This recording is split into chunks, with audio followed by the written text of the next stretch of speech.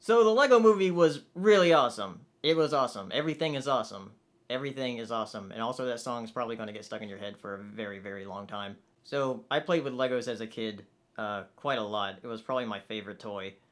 And I also had the Lego Studios set that had this Lego camera, and I'd like make little stop motion videos with it. This is actually a very old camera now. It has a very low resolution, but I actually used it for a webcam for the longest time. And I've always wanted a movie like this to come out. I know there have been direct-to-video films about Legos, and I actually had the first Bionicle movie on DVD, and those were great, but they're not like this, where it looks like stop motion. And the animation in this is actually all CG, but it looks stop motion. All the Legos look so real, you can't really tell that it's CG unless you look it up.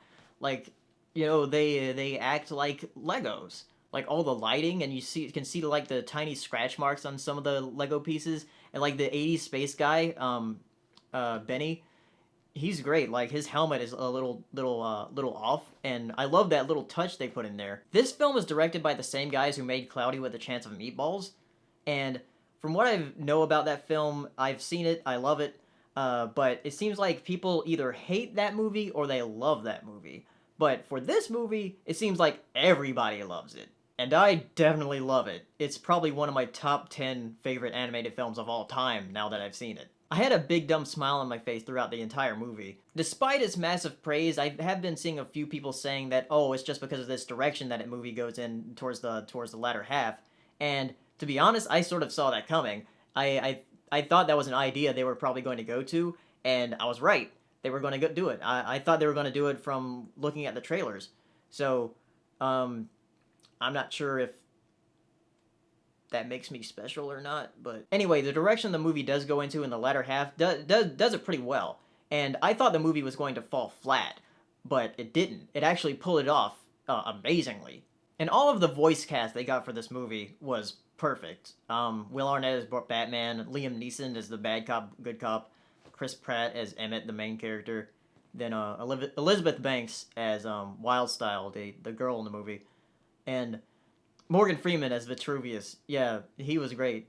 And like I said, there are some people who are saying that it's just because of this certain point in the movie is why people are saying it's so good. But no, it's really not. The entire movie is great. Like I said, I was smiling throughout the entire thing, and there's like joke after joke, and it'll just keep you laughing. And there's so much going on in the background that you could rewatch it so many times and not catch everything. So yeah, I want to go see it again this weekend with my dad because he hasn't seen it yet. Overall, the movie is just really good. Probably the best animated movie since Toy Story 3, really. And it's actually the funniest movie I've seen in a very long time.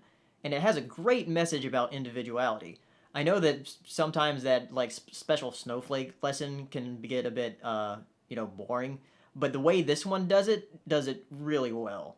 Also, if you have played with Legos as a kid before, you owe it to yourself to see this movie. Seriously, you're doing yourself a disservice if you don't see this movie and you've played with Legos as a kid. You should really go see it. See you next time.